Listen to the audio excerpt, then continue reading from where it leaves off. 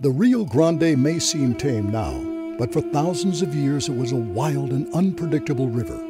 Every spring, melting snow from the mountains filled the river with water until it overflowed its banks, flooding the land around it. In the summer, heavy rains swelled the river even more. Sometimes the overflowing water was so powerful that the entire path of the river changed. New ponds and marshes formed. In these fertile river floodplains, all kinds of lush vegetation grew, providing plentiful food sources for wildlife. Majestic birds, like sandhill cranes, migrated here to spend the winter. Other animals thrived amid the cottonwood forests and shrublands. The big river attracted humans, too. More than 700 years ago, Puro Indians built settlements along the river. They hunted and gathered food along the riverbanks, and they learned to farm the bottomlands.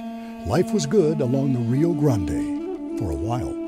Then Spanish colonists arrived, following the river northward. Their horses, wagons, cattle, and sheep trampled a rutted, dusty road. As more people moved in, they created ranches, farms, and towns. But a river that overflowed and dug new routes every season was a problem, especially if your house got flooded or your crops washed away. So people started building dams and irrigation ditches to manage the flow of the river and divert water for crops, livestock, and homes.